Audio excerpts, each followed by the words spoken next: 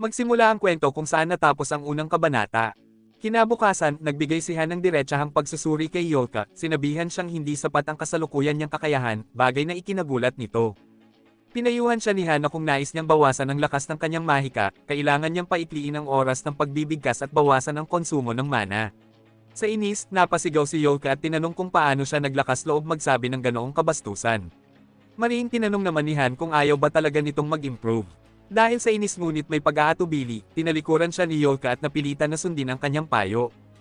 Ang apoy na mahika ni Yolka ay may tatlong antas. Una, ang pag-apoy at pagpapalabas nito. Ikalawa, ang pagsabog upang sunugin. At ikatlo, ang pag-angat ng pagsabog sa tulong ng pag-agos paitaas. Napansin ni Han na habang dinadagdagan ni Yolka ang mga antas ng kanyang mahika, lumalaki rin ng husto ang konsumo ng mana kapalit ng mas malakas na epekto. Gayunpaman, para sa kahusayan, kailangan niyang matutong balansehin ang lakas at pagpapanatili. Habang papalapit ang ikasampung palapag, nag-ensayo sila mula bukang liwayway hanggang paglubog ng araw at mas naging matindi ang kanilang pagsasanay. Sa isa sa kanilang training, pinapana ni Jenna si Han upang mag-ensayo sa pagharang ng mga palaso. Dumating sa punto na hindi na gumamit ng kalasag si Han at nagdagdag pa siya ng mga kondisyon sa sarili para mas tumindi ang hamon. Habang nag-e-ensayo, pinuri ni Jenna si Han, sinabing lalong itong lumalakas sa bawat pag-ulit ng pagsasanay. Ngunit nanatiling nakatuon si Han at habang umiiwas sa mga palaso, sinabi nitong wala ng oras para sa papuri dahil nasa kalagitnaan sila ng pagsasanay. Dahil sa kanyang walang humpay na pagsisikap, nakuha ni Han ang kasanayan sa pagtatanggol laban sa mga projectile, at ang kanyang kasanayan sa espada at kalasag ay umangat na sa antas 6. Samantala, ginamit ni Jenna ang kanyang switching technique upang tumaas ang galing sa maiikling espada at pana. Habang iniiwasan ni Han ang sunod-sunod na atake ng kanyang punyal, mabilis siyang bumalik sa paggamit ng pana. Ngunit bago pa niya tuluyang maisagawa ang susunod na galaw, sinalubong na siya ng espada ni Han na handa ng sumalag.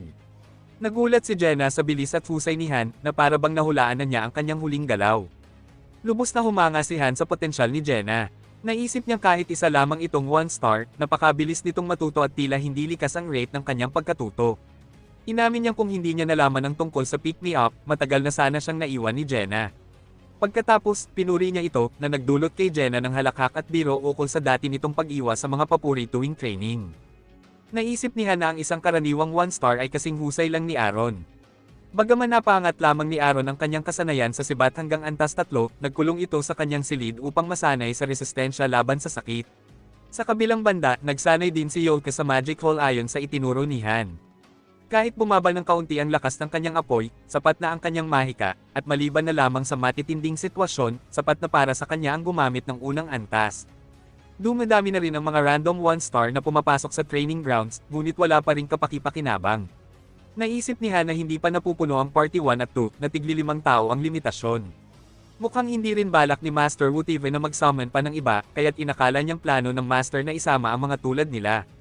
Kinabukasan, bumalik ang grupo ni Edith matapos malagpasan ang ika-9 na palapag, ngunit halatang sugatan at malungkot. Napansin ni Han na may naputulan ng paa o kamay at nagtanong tungkol sa kanilang misyon. Pagod na sagot ni Edith, ipinadala sila upang paksain ang isang nayon ng mga goblin, mga 50 ang bilang. Nagtanong si Han kung may kakaiba siyang napansin sa lugar.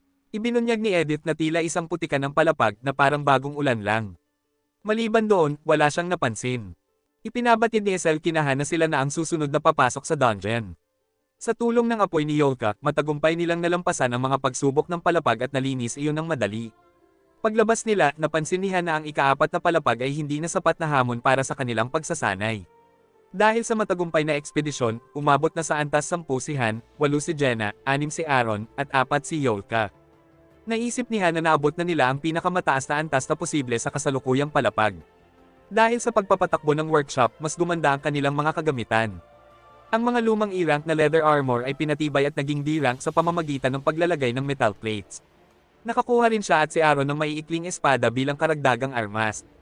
Dalawa pang miyembro, sina Shern at Makan, ay isinama sa Party 1 at 2. Kahit kulang sila sa karanasan at kakayahan, wala nang magagawa dahil papalapit na sila sa floor 10.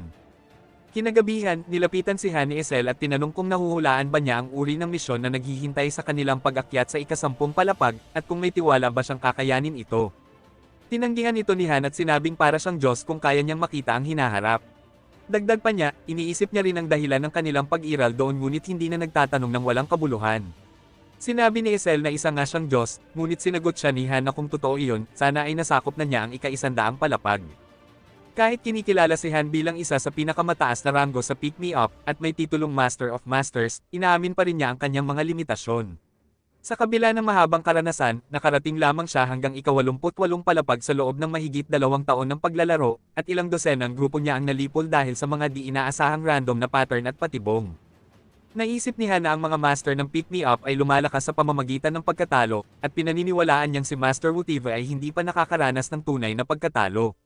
Naniniwala siyang kung magpapatuloy ito, ang unang pagkakataon na mararanasan ng master ang pagkabigo ay sa oras ng kamatayan ni Han. Kinabukasan, nagtipon-tipon ang lahat ng bayani sa tore sa gitna ng bayan, bagay na ikinagulat ni Yolka. Nagtanong siya kung bakit napakaraming tao roon, at napansin niyang tila hindi si Isel, ang batang diwata, ang nagpasimula ng pagtitipon. Nasa tabi niya si Han at sinabing ipapaliwanag agad ni Isel, kaya't huwag muna siyang magtanong. Samantala, nagmuni-muni si Han at napansin na 30 minuto na mula nang mag-login si Master Whatever. Para sa kanya, ang kawalan ng utos ng Master ay tanda na ito ay nag-iisip ng mabuti, kudyat na may malalaking desisyon na ginagawa. Habang pinapaalalahanan ng sistema ang Master tungkol sa pag-akyat sa ika-10 palapag, naisip ni Han kung tatangkaing harapin ng Master ang bagong hamon. Nirepaso ni Han ang kanilang kahandaan at napansin niyang ang pinakabagong kasapi ay hindi pa sanay sa grupo. Inamin din niyang naabot na niya ang pinakamataas na antas para sa isang 1-star na karakter, ngunit hindi pa siya nakaka-advance. Naramdaman niya ang kakulangan, at naisip na kung iiwan siya ng Master ng 1 linggo, maaari niyang ma-upgrade ang kanyang mga kasanayan hanggang sa hangganan ng 1-star. Naniniwala siyang makatutulong ang dagdag na oras ng pagsasanay para mas maging handa sila sa ika-10 palapag, ngunit batid niyang hindi ito akma sa ugali ng Master na nakilala niya. Nang tuluyang tanggapin ng Master ang hamon at buksan ni Isel ang puwang sa espasyo't oras, lalong tumibay ang determinasyon ni Han. Ipinaalala niya sa sarili na bagamat totoo ang karanasan para sa kanila, para sa Master ay isa lamang itong laro. Kahit matalo sila at malipol, ayos lang iyon sa Master dahil maaari naman siyang mag-summon ng iba pang bayani. Pagkatapos, inutusan ni Han ang bagong kasapi na si Shern na magtago sa isang sulok kapag nagsimula ang laban. Sagot ni Shern, kinakabahan ngunit nagpupumilit na kaya rin niyang lumaban. Ngunit para kay Han, bilang isang antas 3 na may antas 1 na kasanayan sa espada, magiging pabigat lamang ito. Kung nakasali lang siya ng mas maaga, baka nakalaban siya sa unang pagkakataon. Samantala, nagbigay babala ang sistema sa Master na ang susunod na misyon ay napakahirap at nangangailangan ng 2 grupo. Binanggit din na kung kulang ang miyembro, kailangan niyang punuan iyon gamit ang premium o libreng summon. Nagbigay pa ito ng tip, maaaring gamitin ng Master ang tactics room upang magbigay ng tactical na gabay sa mga bayani. Napansin ni Han na malamang ay hindi marunong gumamit ng tactics room ang Master dahil masyado itong komplikado para sa baguhan.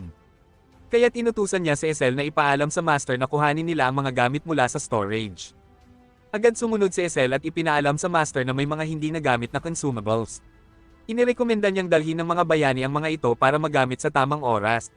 Nang pahintulutan ng Master, kinuha ni Han ang 6 na health potion at hinati ito sa 2 grupo, tig-3 para sa kanila at para sa grupo ni Edith. Alam niyang mana potion lamang ang kakailanganin ni Yolka, kaya't tiniyak niyang may dalang sapat ang lahat. Nagbigay rin si Han ng mungkahi kay Edith na maghiwa-hiwalay sila sa iba't ibang lugar ngunit kailangang mabilis mag-regroup kapag kinakailangan. Nang magduda si Edith kung magagawa iyon, pinayuhan siya ni Han na magtungo sa gitnang bahagi ng lugar. Tiniyak niyang kung sakaling maligaw, maaari niya itong tukuyin sa pamamagitan ng pagmamasid mula sa mataas na pwesto. Bago pumasok sa puwang ng oras at espasyo, kinausap ni Isel ang lahat ng miyembro ng grupo at pinaalalahanang huwag maging sagabal kay Han. Dagdag pa niya, mahigpit niya silang babantayan. Ngumiti si Han ng may kumpiyansa at sinabing huwag itong mag-alala sapagkat akayin niya sila sa pag-akyat sa tore. Ilang sandali pa, dinala ang Party 1 sa ika-10 palapag. Doon, nadatnan nila ang isang lalaking nag-iisa at walang kamalay-malay sa kanilang presensya. Umiiyak ito ng malakas at puno ng pangamba ang tinig habang sinasabi na lahat sila'y mamamatay. Naramdaman ng lalaki ang kawalan ng pag-asa, iginiit na imposibleng manalo at pati kababaihan at mga bata ay tiyak na mamamatay rin. Ngumiti lamang si Han ng may kumpiyansa at biglang tinapik sa likod ang lalaki. Nagulat ito at nagtanong kung sino ang naroon. Tinawag siyang hangal ni Han at nag-isip kung ano nga ba ito.